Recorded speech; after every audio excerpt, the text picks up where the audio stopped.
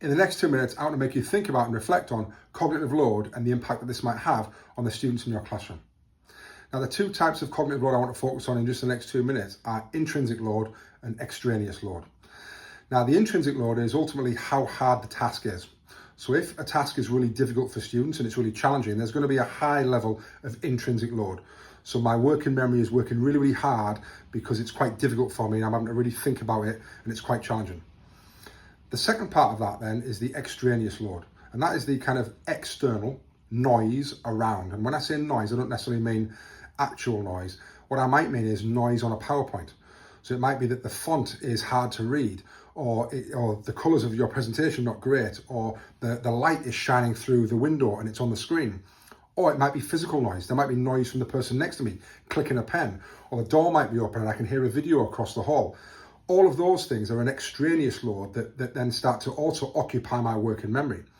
Now, if I've got a highly challenging task, so the intrinsic load is high, I can't then have lots of extraneous noise as well and load, because that's going to tip me over the edge into cognitive overload, because I've got too much that I need to think about.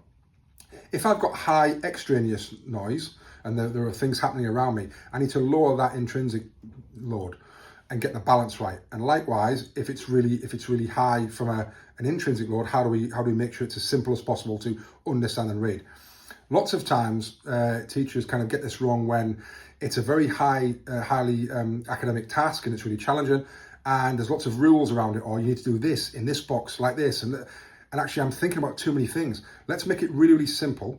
Let's make the task design really simple so that we can up the challenge of what the students are actually doing without all the other noise, as I like to call it, competing for their working memory. So when you think about this in the classroom, think about your task design, think about the environment. Have I got my door shut? Is it quiet? Is the PowerPoint slide really, really simple? Have I got the instructions, in the same place?